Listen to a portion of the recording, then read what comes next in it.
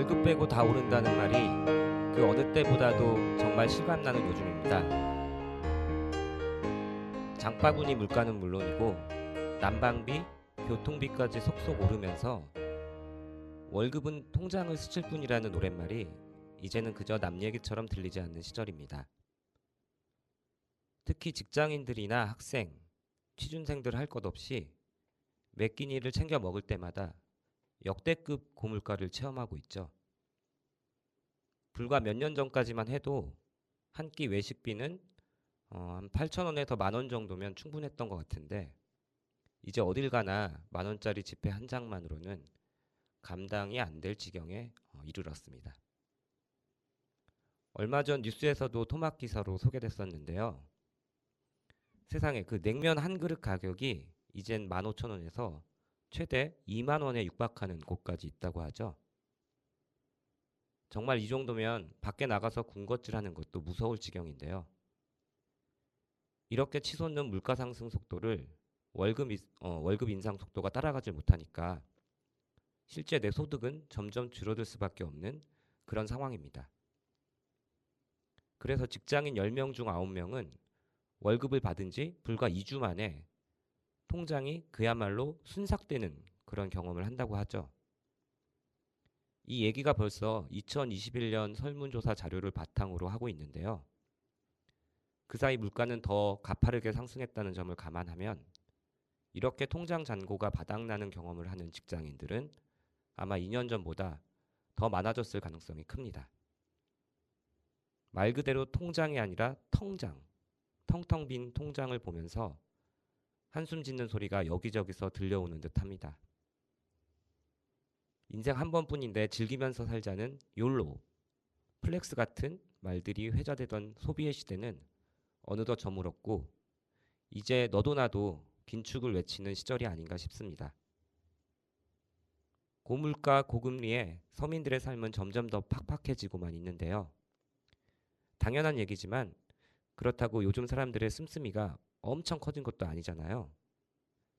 결국 물가가 오른 만큼 내 월급도 같이 올라야 홀쭉해진 지갑, 텅 빈 통장 잔고를 걱정하지 않을 텐데 결국 내 월급만 제자리여서 모두 다 허리띠를 졸라매야 하는 그런 상황까지 온 겁니다.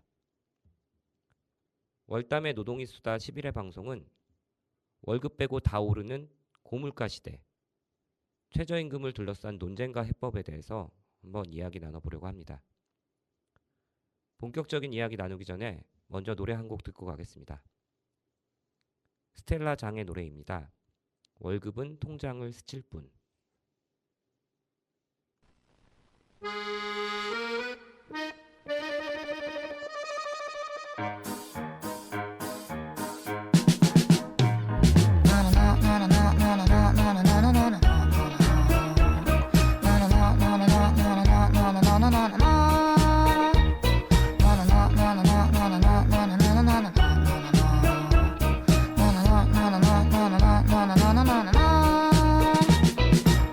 어서 와요.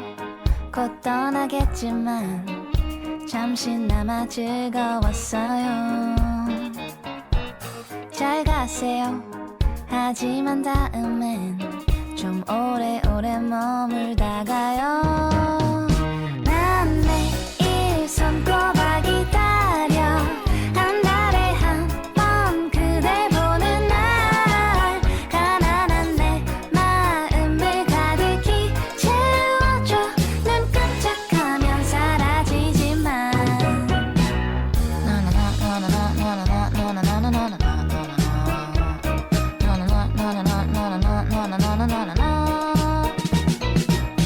반가워요.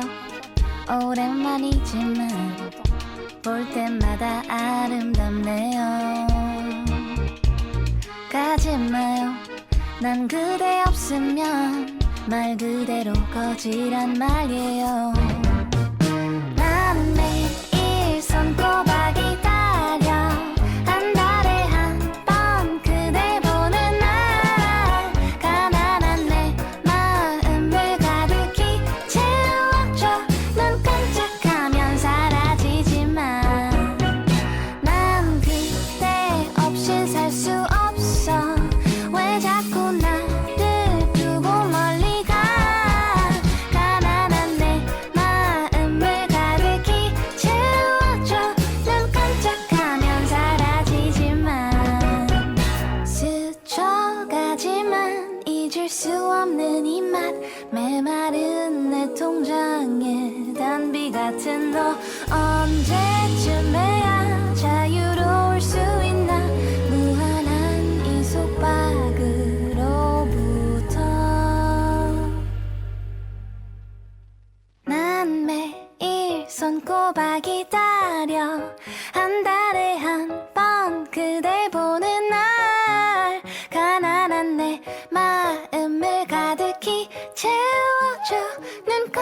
깜짝하면 사라지지만 난 그대 없이 살 수 없어 왜 자꾸 나를 두고 멀리 가 가난한 내 마음을 가득히 채워줘 눈 깜짝하면 사라지지만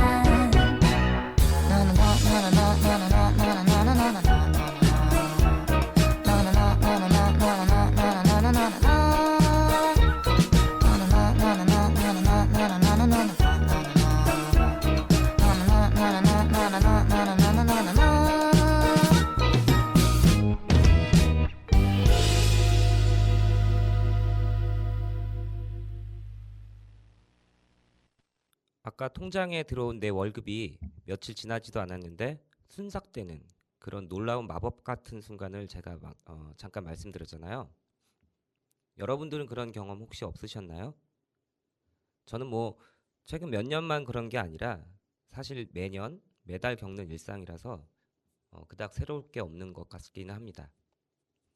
그래도 지난 겨울에 가스요금 나온 청구서를 처음 뜯어봤을 때나 아니면 뭐 동료들이랑 회식하러 가서 카드 결제할 때를 돌아보면 생각했던 것보다 훨씬 큰 금액이 찍혀 있으니까 저도 그땐 마음이 쉽사리 진정되질 않더라고요. 거의 뭐 충격과 공포의 도가니라고나 할까요? 그런데 이렇게 내 통장이 텅장이 되는 이유는 알고 보면 다들 비슷비슷할 겁니다.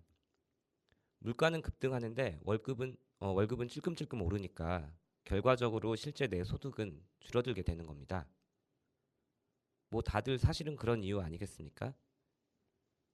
사실 이건 구체적인 통계를 살펴보지 않더라도 다들 각자의 경험을 통해서 어느 정도 짐작하고 있는 사실이죠.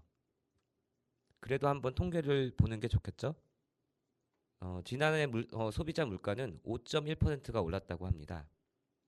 물가가 5.1% 올랐다고 하면 감이 잘 안 오실 수도 있겠는데요. 5.1% 인상은 1998년 외환위기 이후에 24년 만에 최대 상승폭이라고 합니다. 그리고 전기, 가스, 수도 물가는 12.6%가 올라서 2010년 이후 최고치를 보였다고 하죠. 그러면 외식 가격은 한 얼마쯤 올랐을까요? 전체적으로 8.2%가량 올랐는데 그 중에서도 한국인들이 즐겨 먹는 음식들은 그 상승폭이 훨씬 더 가파릅니다. 한국인이 좋아하는 대표 음식, 여러분은 뭐가 제일 먼저 떠오르세요? 뭐 짜장면, 떡볶이, 삼겹살, 또 냉면, 국밥, 김밥, 정말 많고 많지만 아무튼 이 중에서도 통계로 확인된 음식부터 그 인상폭이 얼마나 되는지 한번 살펴보겠습니다. 대표적인 국민 먹거리 중에서도 이른바 8대 외식 품목이라고 하는 게 있답니다. 근데 이건 누가 선정한 걸까요? 저도 그것까지는 잘 모르겠지만 아무튼 8대 외식 품목의 가격을 차례대로 보겠습니다. 짜장면의 경우 6,569원으로 가장 높은 인상폭을 보였다고 하고요. 15.4%라고 합니다. 그리고 삼겹살의 경우 19,031원으로 지난 한 해 동안 무려 2,134원이나 올랐다고 해요. 삼겹살은 작년 1월까지 4년 연속 16,000원 선을 유지해왔던 터라서 고물가를 더욱 실감케 한 외식 품목이라고 하죠.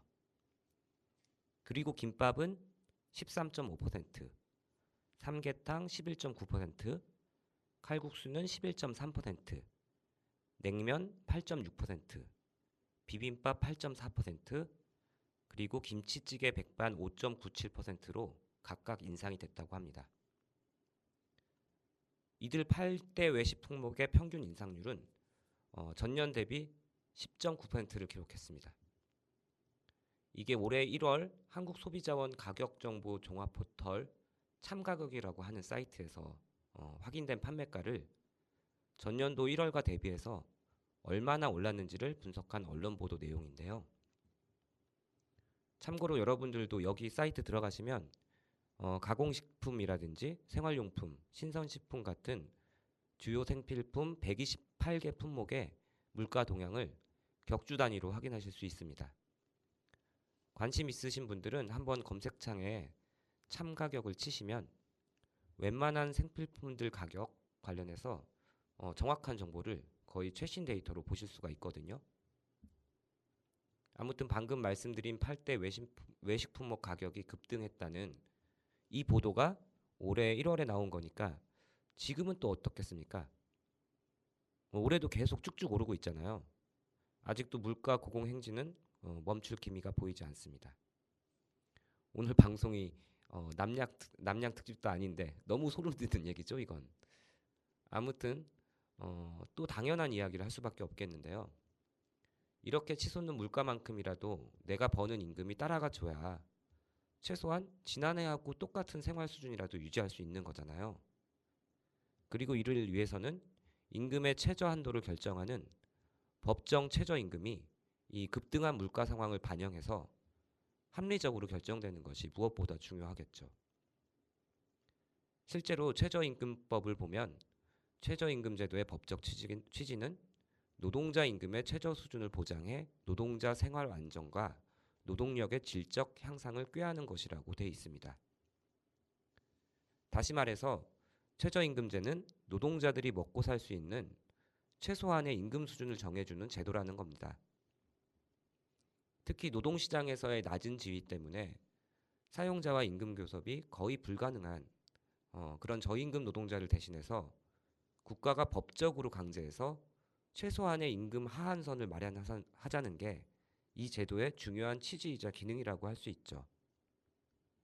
이런 법 취지대로라면 최저임금을 결정하는 기준은 당연히 노동자가 최소한의 생활을 유지하기 위해서 필요한 비용, 즉 생계비에 근거해서 논의되고 또 결정되는 게 타당한 거잖아요.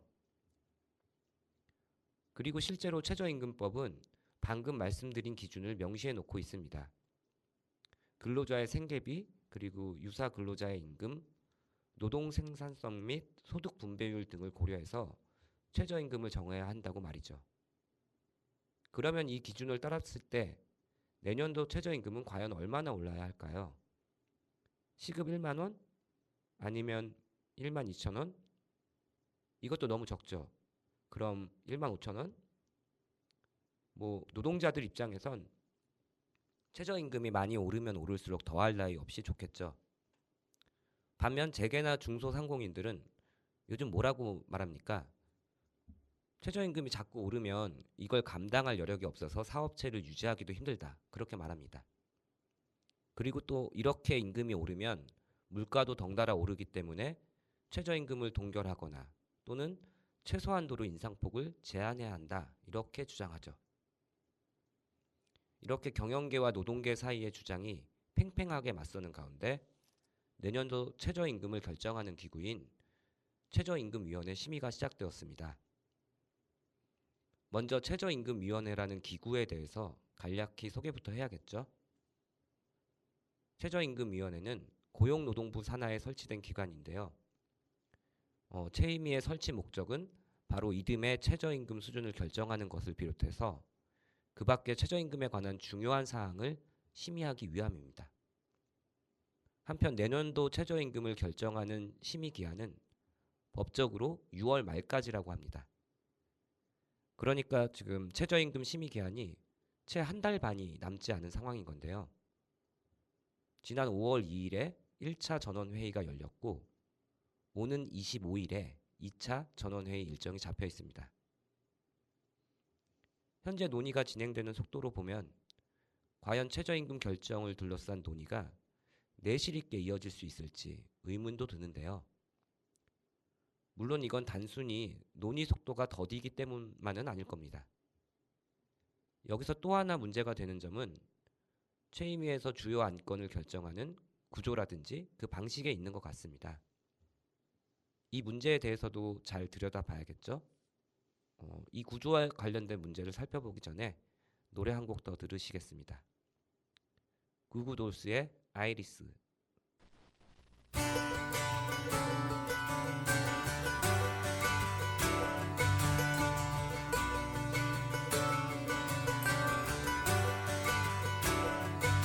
And I'd give up forever to touch you, know that you feel me somehow.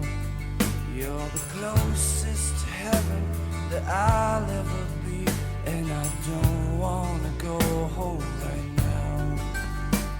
And all I could taste is this moment, and all I can breathe is your life.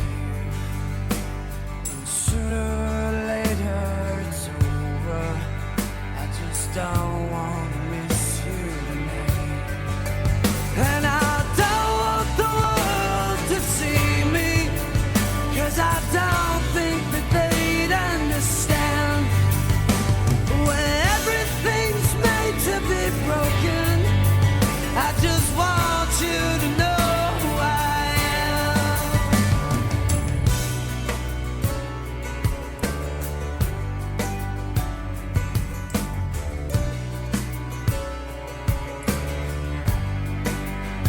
And you can't fight the tears that ain't coming, all the moment of truth in your lies. When everything feels like the movies, yeah, you bleed just to know you're alive. And I don't want the world to see me, 'cause I don't think that they'd understand. When everything's made to be broken, I just want you to know who I am.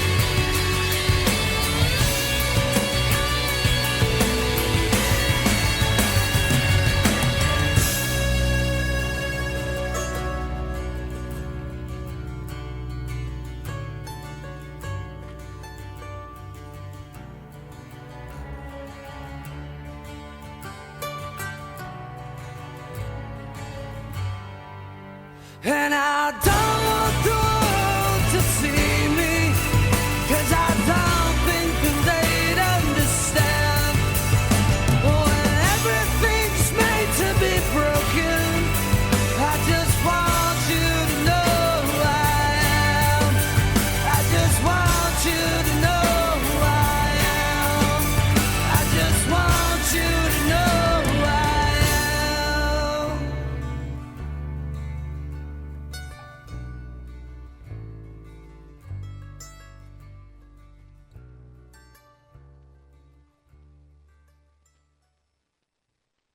네, 다시 최저임금위원회의 그 결정 구조와 관련된 이야기를 해보도록 하겠습니다.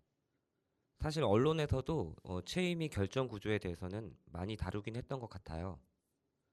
앞서 최저임금위원회 전원회의에 대해서 잠깐 말씀드렸잖아요.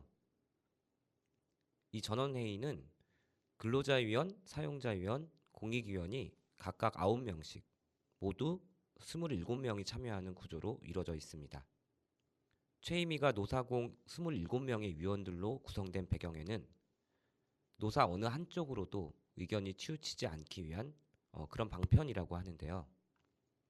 실제로는요, 노사 간 의견이 워낙 팽팽하기 때문에 사실상 이 공익위원들이 결정권을 가진다고 볼 수 있습니다. 그리고 이렇게 공익위원들이 실질적인 결정권을 갖게 된 데에는 최저임금을 심의할 수 있는 기한이 정해져 있기 때문이기도 합니다. 앞서도 말씀드렸었죠.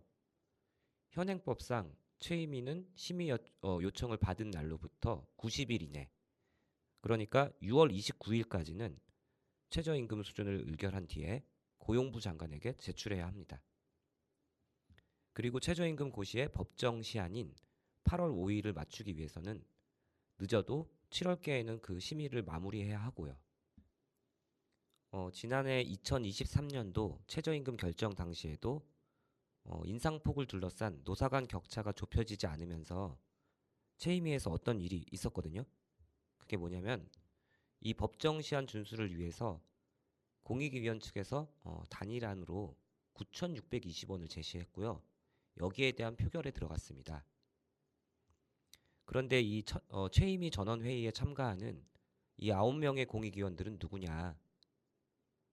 사용자위원이 경영계를 대표하고 또 근로자위원은 노동계를 대표하는 것처럼 공익위원은 노사 어느 한쪽에 치우치지 않고 그 이름처럼 정말 공익을 위해서 최임희 전원회의에서 아주 객관적으로 공정하게 한 표를 행사하는 그런 사람들일까요? 그에 대한 판단을 하기 위해서는 먼저 이 공익위원들의 선출 절차부터 알아볼 필요가 있습니다. 최저임금위원회에서 노사 양측 입장을 조율하고 또 중재한다는 이들 공익위원은 과연 어떻게 선출되는지, 그리고 이들이 실제로는 얼마나 막강한 영향력을 행사하는지에 대해서는 노래 한 곡 더 들으신 후에 자세히 알아보도록 하겠습니다. 다음 곡은 그룹 W의 만화가의 사려 깊은 고양이입니다.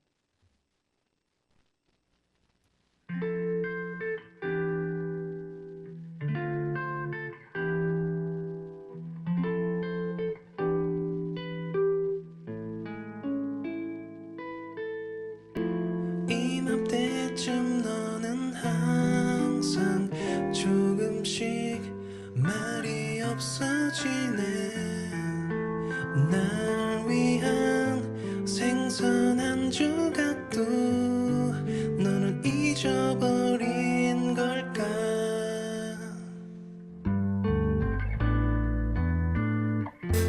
밤새 벤쳐 긁는 소리, 좁은 방 온통 어지러운 스크린톤, 차마 눈치 없이 너를 조를 수 없었네. 비 내리는 아침 어느새 가득 웅크린 채 잠든 너의 곁에 가만히 난 누웠네.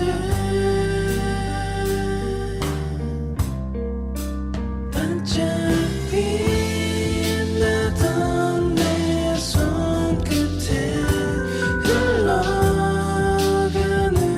꿈 한 자락. 나는 너를 믿을게. 나는 널 기다릴게.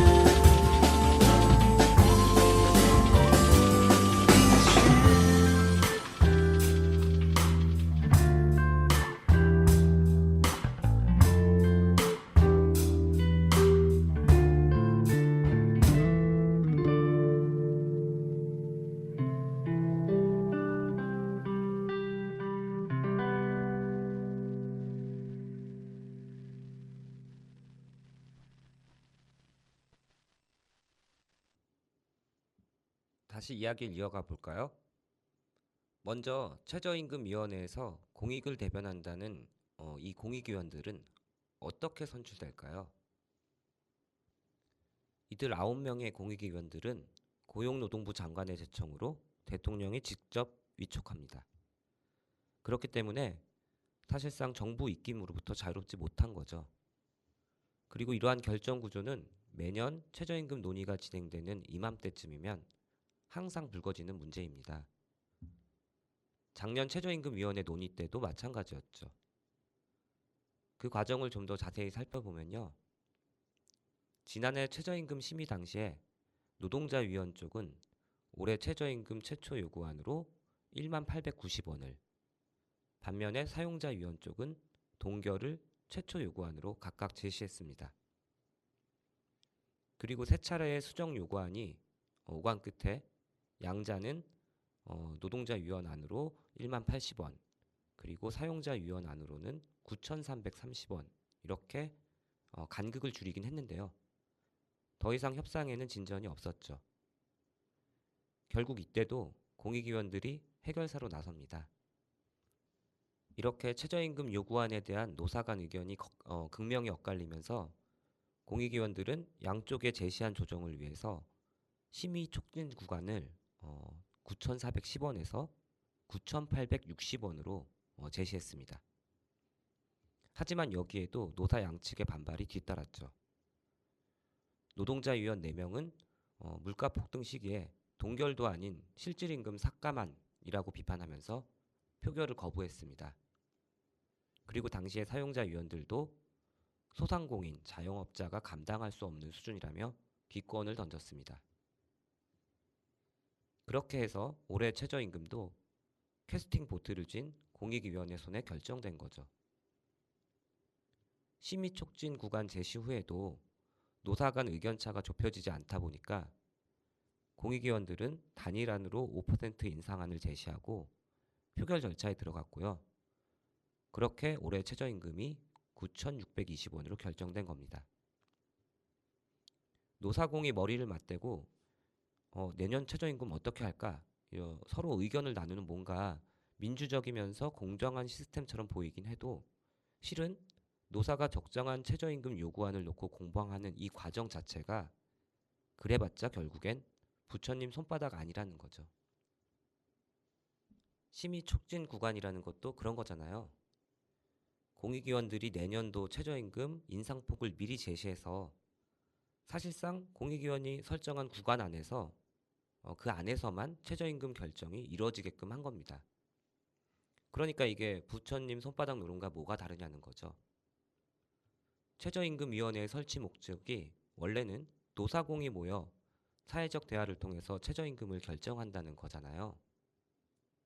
그런데 실제로는 이렇게 매번 기승전 공익위원으로 마무리되는 이런 최저임금 결정은 그 취지를 오히려 훼손한다는 지적이 끊이지 않고 있습니다.